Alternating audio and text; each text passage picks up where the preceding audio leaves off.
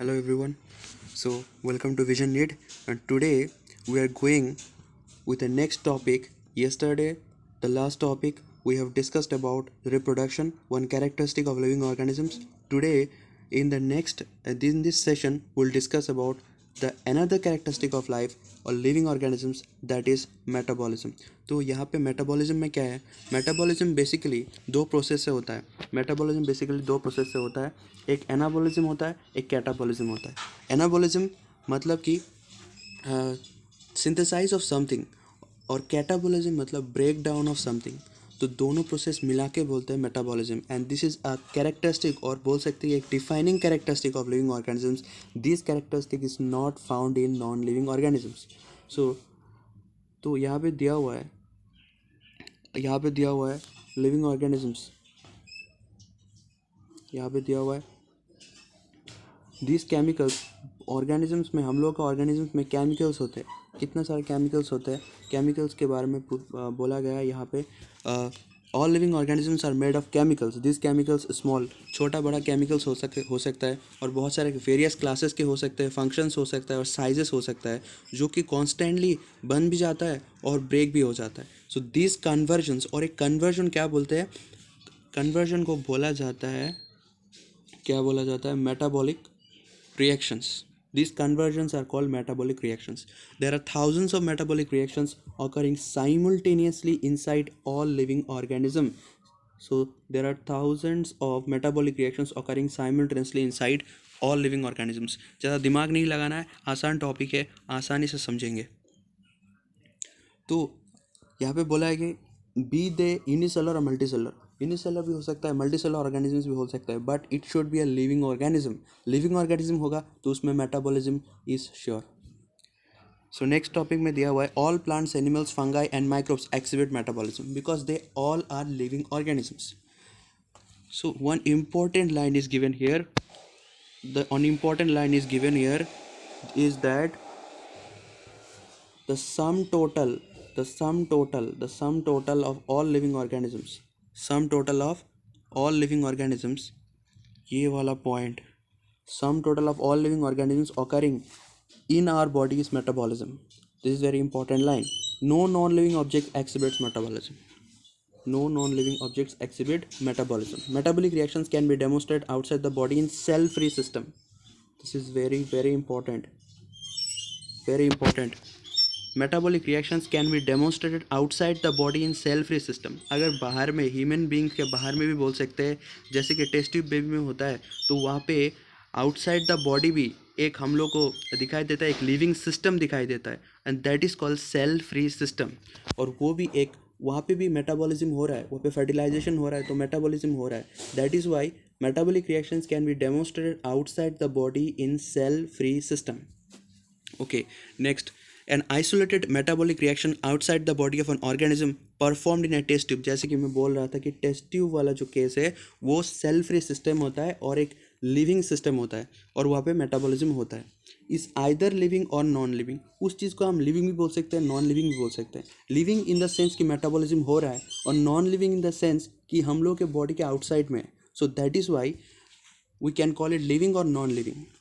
Hence, while metabolism is a defining feature, metabolism is a defining feature of all living organisms without exception.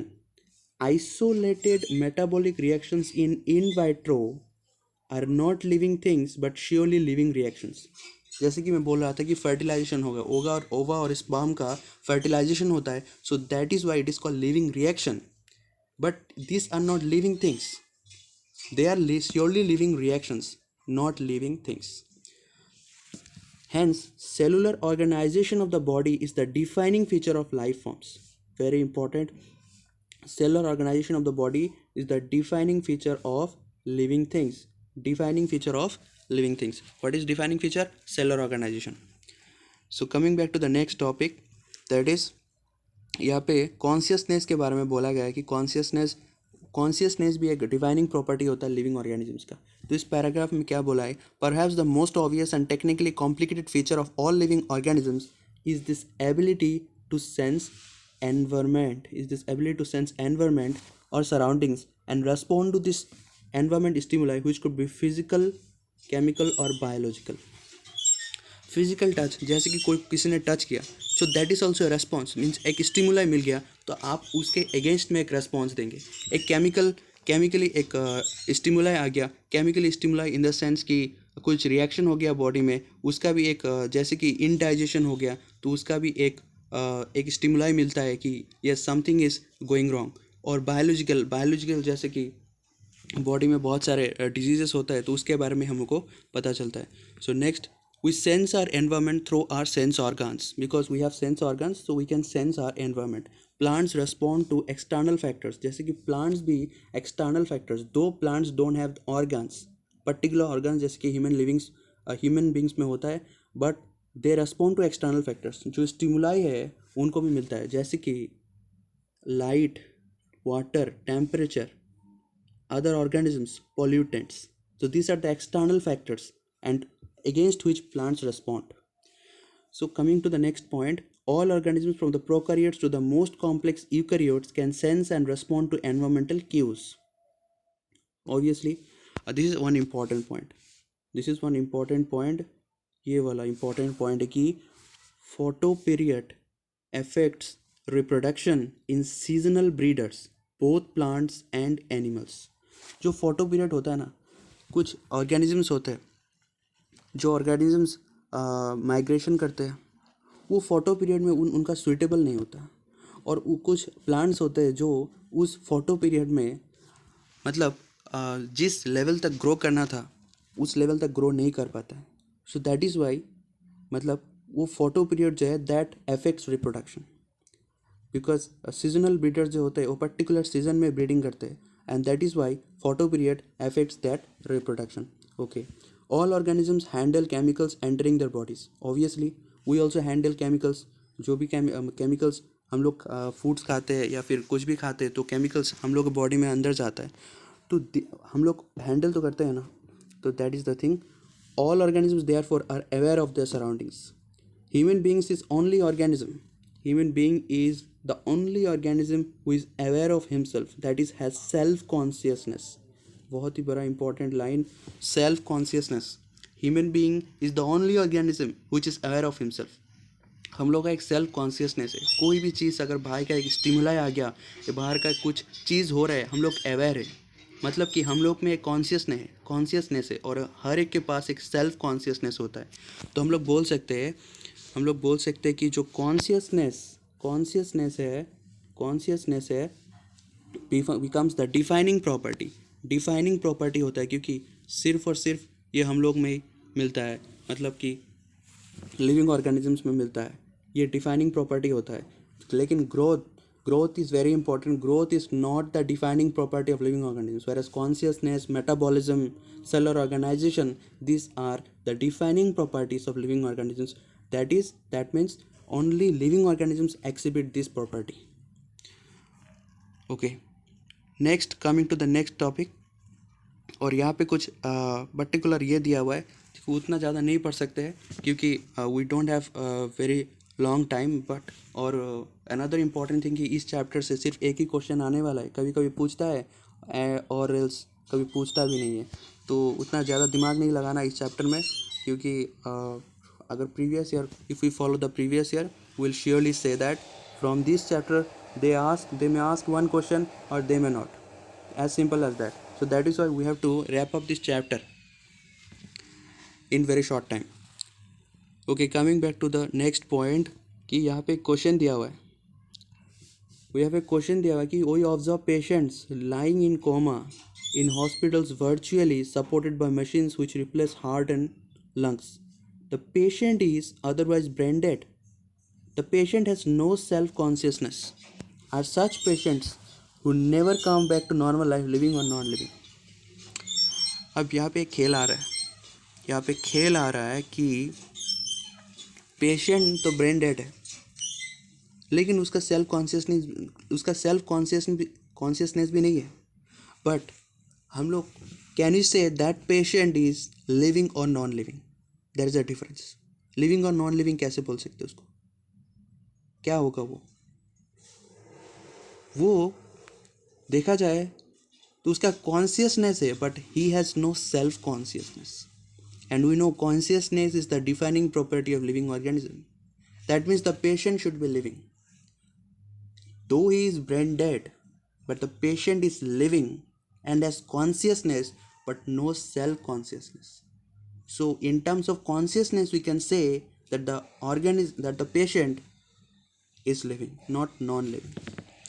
Okay, next, यहाँ पे एक paragraph दिया हुआ है और मॉलिक्यूल्स के बारे में बोला गया है. इस पैराग्राफ में सिर्फ और सिर्फ मॉलिक्यूल्स के बारे में बोला गया है कि मॉलिक्यूल्स क्या होते हैं. मॉलिक्यूल्स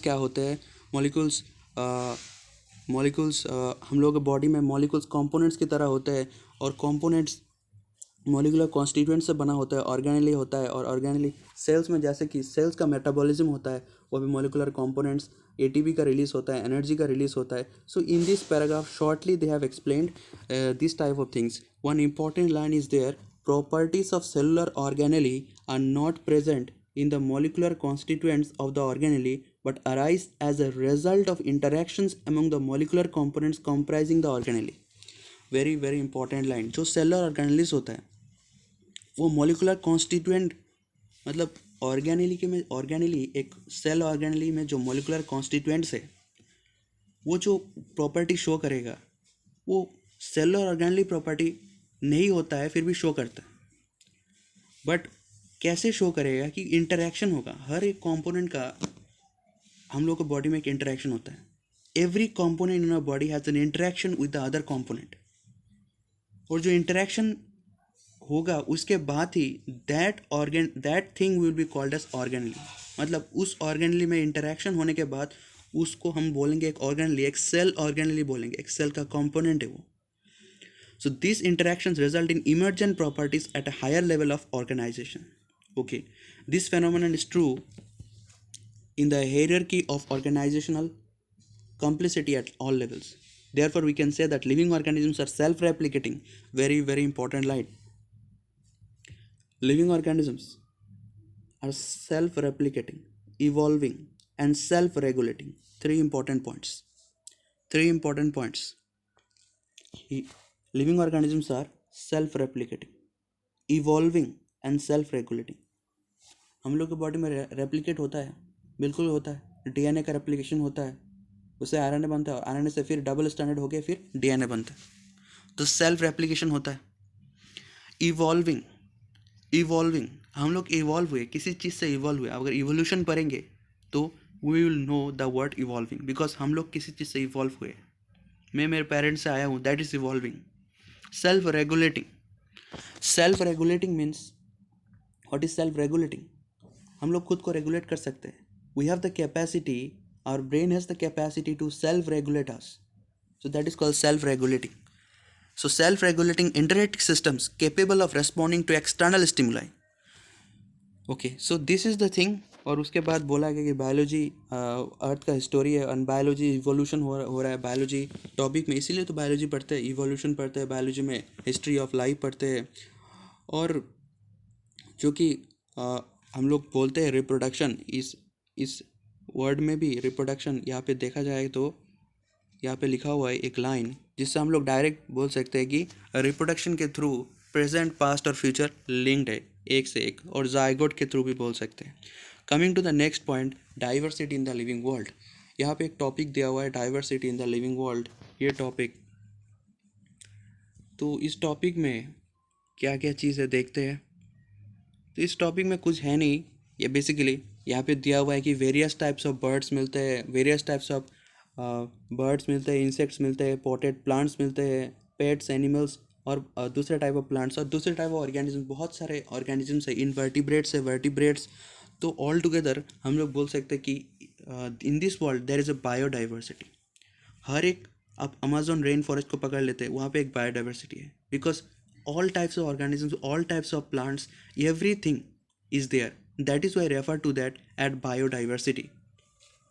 और ऐसा माना गया है कि the number of species that are known and described range between 1.7 to 1.8 million. But ये सिर्फ इस चैप्टर के अकॉर्डिंग द लिविंग वर्ल्ड. अगर हम इकोलॉजी में चलते हैं तो इकोलॉजी में कुछ इन्फॉर्मेशन अलग दिया हुआ है, वहाँ पे 7 मिलियन दिया हुआ है. रॉबर्ट मे एक साइंटिस्ट है, and according to him the number of species that are existing till date is 7 million. But यहाँ पे दिया हुआ है 1.7 to 1.8 million, because this chapter ये टॉपिक बहुत आगे हुआ था और बहुत आगे प्रिंट किया गया है. सो दैट इज़ वाई मतलब ये टॉपिक बहुत ही आगे है. उस इकोलॉजी तब शायद आया ही नहीं था वो topic. So that is Y उन लोग ने एक एस्टिमेशन लगाया था कि 1.7 to 1.8 million number of species होगा शायद. तो इन सब को मिला के बोलते हैं बायोडाइवर्सिटी, और the number and types of organisms present on earth, that is biodiversity. We should remember that we explore new areas and even old ones. New organisms are continuously being identified. Obviously अगर एक जगह में आप explore करेंगे तो obviously आपको नए चीज़ मिलेंगे, नए डिफरेंट टाइप्स ऑफ ऑर्गेनिजम्स मिलेंगे, नए प्लांट्स मिलेंगे, बहुत सारे डिफरेंट टाइप्स ऑफ थिंग्स मिलेंगे आपको, और आपको डिस्कवर करने के लिए बहुत सारे चीज़ मिलेंगे. That is why new organisms are continuously being identified if we explore new and old areas. Okay, इस पैराग्राफ में कुछ है नहीं, कुछ चीज़ नहीं है. ऐसा बोला गया है कि हम जब नेमिंग करते हैं तो नेमिंग कैसे करते हैं एक ऑर्गेनिज्म को. ऑब्वियसली एक ऑर्गेनिज्म डिस्कवर कर लिया तो उसको नेमिंग तो करना पड़ेगा, और किस बेसिस पे करते हैं नेमिंग वो भी बहुत ज़्यादा इंपॉर्टेंट है. तो इस पैराग्राफ में कुछ नहीं है. We will move to the next paragraph. Here two important points are given, two important lines. One is nomenclature, another one is identification. तो पहला आइडेंटिफिकेशन में चलेंगे. When you discover a organism, first we need to identify ये किस इलाके में पाया गया है, किस कंडीशन में पाया गया है, और कैसा ऑर्गेनिज्म है. तो we need to identify. So first is identification. यहाँ पे नोमेनक्लेचर आगे दिया हुआ है, इसका मतलब ये नहीं कि नोमेनक्लेचर पहले करेंगे. नोमेनक्लेचर का मीनिंग है नेमिंग, बट पहले आइडेंटिफिकेशन करना पड़ेगा. सो ऑब्वियसली nomenclature और naming is only possible when the organism is described correctly and we know to what organism the name is attached to. This is identification. then comes उसके बाद आएगा characterization, जो यहाँ पे नहीं दिया हुआ है, बाद के टॉपिक में दिया हुआ है. यहाँ पे एक दिया हुआ है, there is a need to standardize the naming of living organism such that a particular organism is known by the same name all over the world. This is called nomenclature. अगर एक ऑर्गेनिज्म को किसी दूसरे जगह में कुछ और naming बोलते हैं और उसी ऑर्गेनिज्म को किसी दूसरे जगह में कुछ दूसरे नाम से जाना जाता है, तो it will be very difficult for the people to identify, because मतलब नेमिंग करने में डिफिकल्टी हुआ. तो only one name should be there. From that name we can consider that organism and we can surely मतलब हम लोग का एक common name मिल जाएगा, and by that name every person of this world will be known, means every person of the world will know to that name. So that is nomenclature. Naming of organisms by a particular system is called nomenclature. Coming to the next topic, यहाँ पे दो important जो एक क्या बोलते हैं उसको, दो important international we can say department है. एक को बोला जाता है international code for botanical nomenclature. इसका फुल फॉर्म कभी पूछ देता है, ICBN का फुल फॉर्म पूछ देता है, international code for botanical nomenclature. और एक है international code of zoological nomenclature. गलती कहाँ पे होता है, यहाँ पे सब सही होगा, गलती कहाँ पे होगा, गलती यहाँ पे हो. ज़्यादातर एस्पिरेंट्स क्या करेंगे, गलती यहाँ पर करेंगे. इंटरनेशनल कोड फॉर दिया हुआ है और ये ऑफ दिया हुआ है. So we need to be careful about that. International code for botanical nomenclature, international code of geological nomenclature. सिर्फ ऑफ और फॉर का डिफरेंस है, गलती कर बैठेंगे. उसके बाद आते हैं नेक्स्ट टॉपिक में. तो ये जो दो डिपार्टमेंट है, ये दो डिपार्टमेंट आइडेंटिफाई करता है, नेमिंग करता है, कैरेक्टराइजेशन करता है, नॉमेनक्लेचर करता है. तो ये सब करने का जिम्मेदारी सिर्फ ICBN एंड ICZN को है. This are the international departments. International code for botanical nomenclature ICBN and international code of zoological nomenclature ICZN. Okay,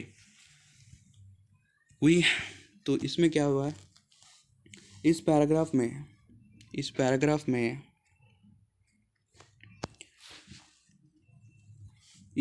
में क्या दिया है, biologist follow universally accepted principles to provide scientific names to organisms. Each name has two components. दो component होते हैं, हर एक name का दो component होता है, generic name and specific name. Easy.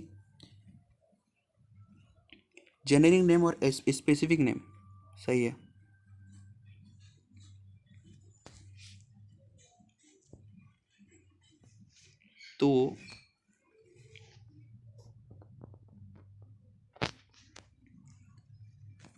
तो इसमें देखते हैं बायोलॉजिस्ट फॉलो यूनिवर्सली एक्सेप्टेड, तो जेनेरिक नेम और स्पेसिफिक नेम, और इस आइडेंटिफिकेशन को, इस this system of providing a name with two components is called binomial nomenclature. This is binomial nomenclature. और इस बाइनोमियल नोमेनक्लेचर को किसने दिया था? Carolus Linnaeus. Everybody knows about this binomial nomenclature. We have read in class 8, 9, 10 this about this binomial nomenclature. So every name has two components. Very important point. Generic name and specific epithet और species name. और इन दोनों component को जिस दो system provide करता है एक name, that is called binomial nomenclature. This is the system, and this system was given by the scientist Carolus Linnaeus. Okay. So उसके बाद next point में चला जाते हैं. अगर हम लोग एक example ले, कुछ rules है एग्जाम्पल है. जैसे एक नेम ले लेते हैं मेंजीफेरा इंडिका. यहाँ पे जो मेंजीफेरा है that represents genus, well indica represents, क्या रिप्रेजेंट करता है? एक पर्टिकुलर स्पेसीज और ए स्पेसिफिक एपिथेट. तो यहाँ पे कुछ रूल्स है जिसको बहुत अच्छी तरह फॉलो करना है. Other universal rules of nomenclature as follows. This are universal rules accepted all over the world. तो इसमें 4 पॉइंट है. First point, biological names are generally in Latin and written in italics. They are Latinized or derived from Latin irrespective of their origin. Easy to understand कि biological names Latin में लिखा जाता है and written in italics. Easy. Next point, the first word in a biological name represents the genus, while the second component denotes the specific epithet. जैसे कि Mangifera indica में easily देख लिया हमने. उसके बाद both the words in a biological name when handwritten are separately underlined. Very very important point. यहाँ से एक बार क्वेश्चन भी पूछा गया है, यहाँ पे अंडरलाइन होता है. when handwritten are separately underlined or printed in italics. 3 mark मैंने इसलिए दिया है क्योंकि यहाँ पे written in italics and printed in italics है, बट जनरली इन लैटिन में लिखा जाता है, but written in italics or printed in italics to indicate their Latin origin. Okay. 4th point में आते हैं.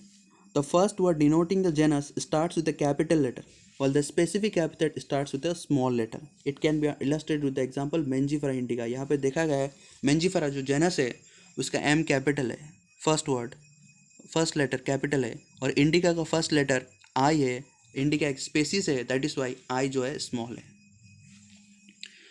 उसके बाद आते हैं, अगर किसी ने पूछ दिया कि मेंजीफेरा इंडिका तो मैंने लिख दिया, उसके बाद ऑथर का नाम अगर लिख दे तो उसका भी एक कैसे लिखना है उसको देखते हैं. Name of the author appears after the specific epithet that is at the end of the biological name and is written in an abbreviated form, that is Mangifera indica Linn. Carolus Linnaeus, उसका Linnaeus का Linn, तो उसने discover किया था mango का scientific name, और उसी के अंडर में ये दिया गया कि मेंजीफेरा इंडिका लिन. यहाँ पे एक इम्पॉर्टेंट पॉइंट ये है, जो लिन है उसका L कैपिटल है, ये याद रखना. It indicates that this species was first described bye Lioness. Since it is nearly impossible to study all the living organisms, it is necessary to devise some means to make this possible. This process is called classification. अब classification जो है, classification basically हम organisms को क्यों different groups में classify करते हैं? There is a reason. Because it is not possible to study each and every organism. हर एक organism को study करने जाएंगे तो मतलब बहुत सारे it would take many years to classify organisms. That is why आसान बनाने के लिए उन लोगों ने क्या किया, क्लासीफाई किया ऑर्गेनिजम्स को. और उस प्रोसेस को क्या बोला जाता है? क्लासिफिकेशन. क्यों? कुछ कैरेक्टर्स के बेसिस के ऊपर कुछ कॉमन ऑर्गेनिजम्स एक ही ग्रुप में होते हैं और दूसरा ऑर्गेनिज्म दूसरे ग्रुप में होते हैं. उस बेसिस के ऊपर हम ऑर्गेनिजम्स को स्टडी कर सकते हैं. It makes easy. Classification. So definition classification का ये होता है, classification is the process by which anything is grouped into convenient categories based on some easily observable characters. जैसे कि मैं बोल रहा था, कुछ easily observable characteristics के ऊपर हम लोग organisms को क्लासीफाई कर सकते हैं डिफरेंट ग्रुप्स में, डिफरेंट कैटेगरीज में. तो यहाँ पे कुछ एग्जांपल्स दिया हुआ है. जैसे कि एग्जांपल्स में आता है क्लासिफिकेशन. फॉर एग्जांपल दिया हुआ है, we easily recognize groups such as plants or animals or dogs, cats or insects. The moment we use any of these terms, we associate certain characters with the organism in that group. What image do you see when you think of a dog? Obviously, each of us will see dogs, not cats. Now, if we were to think of Alsatians जो होता है वो आपको मिल जाएगा cold areas में, जैसे कि polar areas होता है तो वहाँ पे अल्सेटियंस मिल जाते हैं बहुत सारे. They are like dogs. ऐसे दिखता है डॉग्स की तरह, but they are not dogs. If we were to think of Alsatians, we know that what we are talking about. Similarly, suppose we are to say mammals. You would of course think of animals with external ears and body hair. यही सोचेंगे, external years है और body hair है, उस organism को हम लोग क्या बोलेंगे? मैमल बोलेंगे. ऐसा एक अनुमान कोई लगाता है, बट कैरेक्टरिस्टिक क्या है वो ज़्यादा इंपॉर्टेंट है. तो यहाँ पे कुछ एग्जांपल दिया हुआ है कि all this dogs, cats, mammals, wheat, rice, plants, animals, etc. are convenient categories we use to study organisms. The scientific term for this categories is taxa. Very very important. पूछ देगा what is taxa? क्या taxa क्या चीज़ है? तो हम लोग बोलेंगे कोई भी एक चीज़ हो, कोई भी एक कैटेगरी हो, एक कैट हो, एक मैमल हो, एक व्हीट हो, राइस, प्लांट, एनिमल, डॉग, कोई भी एक कैटेगरी हो उसको हम टेक्सा बोलेंगे. कोई भी एक कैटेगरी हो हम लोग टेक्सा बोलेंगे उसको. Here you must recognize that taxa can indicate categories at very different levels. जैसे भी बोल रहा हूँ, डिफरेंट लेवल्स में टेक्सा हो सकता है. कोई भी मतलब एक मैमल हो गया, mammal is a taxa. Mammal के अंडर में कौन कौन आता है? मैमल के अंडर में जैसे कि ब्लू व्हेल आता है, blue whale is a taxa. या फिर ऐसे बोल सकते हैं वर्टिब्रेट के अंडर में क्या आता है? वर्टिब्रेट के अंडर में ऑस्टेक्टेस आता है. फिर बहुत सारे एम्फीबियंस आता है. तो एम्फीबियंस, ऑस्टिक्थेस, कॉन्ट्रिक्थेस, रेप्टाइल्स, मैमल्स, हर एक टेक्सा है और उसके बीच में जो ऑर्गेनिजम्स है वो भी एक टेक्सा को रिप्रेजेंट करता है.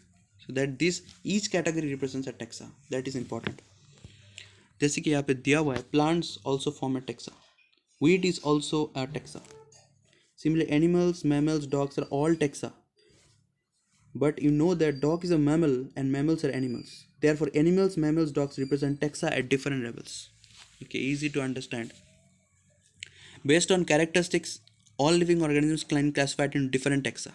तो characteristics के ऊपर भी हम और बहुत सारे ऑर्गेनिजम्स को क्लासीफाई कर सकते हैं अलग अलग टेक्सा में.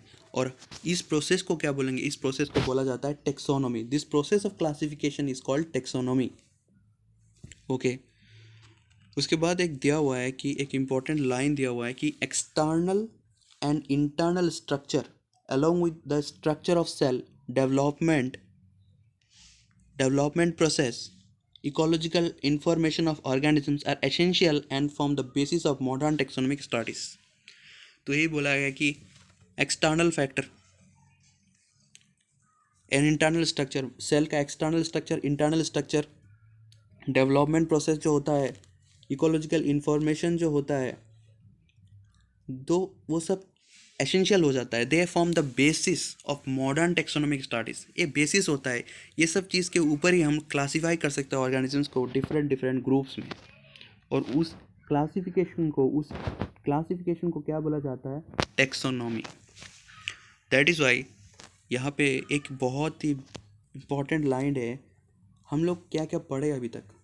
Characterisation, identification, classification, nomenclature are the process that are basic to taxonomy. तो ये जो 4 वर्ड है, इस लाइन को तो रट्टा मार लेना है पूरा. कैरेक्टराइजेशन होता है 1 number, second number identification, third is classification, then nomenclature. पहले कैरेक्टर्स जानते हैं, फिर उस ऑर्गेनिज्म को आइडेंटिफाई करता है कहाँ रहता है, क्या उसके हैबिटेट है। उसके बाद फिर क्लासीफाई करते हैं उस ऑर्गेनिजम्स को, कंपेयर करते हैं दूसरे ऑर्गेनिजम्स के साथ, उसको क्लासिफिकेशन बोला जाएगा। And then we name that organism, that is called nomenclature. So these are the processes that are basic to taxonomy. Taxonomy is not something new. Human beings have always been interested in knowing more and more. तो यहाँ पे simple words दिया हुआ है, ये social दिया हुआ है, कुछ पढ़ने का ज़रूरत है नहीं। उसके बाद आएंगे एक वर्ड में systematics. Human beings were since long not only interested in knowing more about different kinds of organisms and their diversities, but also the relationships among them. और इस ब्रांच ऑफ स्टडी को क्या बोला जाता है? Systematics. We classify organisms, different types of organisms, the diversities, but also the relationships among them. और इस branch study branch को क्या बोला जाता है? सिस्टमैटिक्स बोला जाता है। एक सिस्टमैटिक वे में, एक सिस्टमैटिक अरेंजमेंट में ऑर्गेनिजम्स को क्लासीफाई करते हैं, उसका कैरेक्टरिस्टिक जानते हैं, that process is called systematics. तो यहाँ पे एक लाइन दिया हुआ है, सिस्टमैटिक्स का एक लाइन दिया हुआ है, the word systematics is derive from the Latin word systema, which means systematic arrangement of organisms. As simple as that. Linnaeus used Systema Naturae as the title of his publication. Very important. Linnaeus used Systema Naturae. उसका एक book था Systema Naturae जिसको उसने publish किया था, और उसी base के ऊपर पब्लिश किया था कि सिस्टमेटिक्स अरेंजमेंट, एक सिस्टमेटिक्स वर्ड जो होता है वो क्या मीन करता है कि systematic arrangement of organisms, that means systematic arrangement of organisms. और एक इंपॉर्टेंट पॉइंट कि Systema Natura was the title of his publication. इसका पब्लिकेशन था कैरोलस लिनेयस का। Okay, the scope of systematics was later enlarged to include identification, nomenclature, classification. Systematics also takes into account evolutionary relationships. Very important, evolutionary relationships लेता है systematic arrangement, evolutionary trend, जिसके एक chapter भी है class 12 में, evolution। तो उसमें आप लोगों को पता चला गया कि evolution organisms का कैसे होता है। तो systematics जो है, एक अभी जो ट्रेंडिंग आ रहा है उसमें evolution भी आ गया, क्योंकि बिफोर मतलब 19th सेंचुरी बोल सकते हैं कि the people were not so develop, तो इवोल्यूशनरी ट्रेंडिंग उतना ज़्यादा नहीं था। But after that period systematics ने इवोल्यूशनरी ट्रेंडिंग और रिलेशनशिप, जो इवोल्यूशनरी रिलेशनशिप्स होता है ऑर्गेनिज्म टू ऑर्गेनिज्म, उसको मतलब उसको ले लिया है, मतलब उस टॉपिक को ले लिया है। ओके, तो यहाँ तक था हम लोगों का डाइवर्सिटी जो था, बायोडाइवर्सिटी के बारे में, क्लासिफिकेशन था, सिस्टमेटिक्स वर्ड के बारे में। In the next topic, in the next lecture बोल सकते हैं कि हम लोग टेक्सोनोमिक कैटेगरीज के बारे में डिस्कस करेंगे। टेक्सोनोमिक कैटेगरीज, टेक्सोनोमिक एड्स के बारे में डिस्कस करेंगे। जूलॉजिकल पार्क्स, बहुत सारे वो म्यूज़ियम्स के बारे में बोलेंगे, हर्बेरियम के बारे में बोलेंगे, की के बारे में बोलेंगे, तो मैनुअल्स, मोनोग्राफ्स के बारे में बोलेंगे। तो ये सब बहुत सारे चीज़ें हैं जो छोटे छोटे चीज़ें हैं, बट ये टॉपिक बहुत ज़्यादा इंपॉर्टेंट है, टेक्सोनोमिक कैटेगरीज। तो नेक्स्ट क्लास को मत मिस कीजिएगा, बहुत ज़्यादा इंपॉर्टेंट होने वाला है। टेक्सोनोमिक कैटेगरी के बारे में बोलेंगे, टेक्सोनोमिक हायरार्की, ये सब जो छोटे छोटे वर्ड्स होते हैं, people get confuse in this simple words, but this are very important from the point of view of exam, क्योंकि पता नहीं एक क्वेश्चन तो पूछेगा बट कहाँ से पूछेगा, यू नेवर नो। और यही तो एग्ज़ाम का this is the beauty of exam, NEET exam. So hope you like this video. So guys, subscribe and please press on the bell icon ring. Hopefully you will get the notification of the next video. So thank you so much.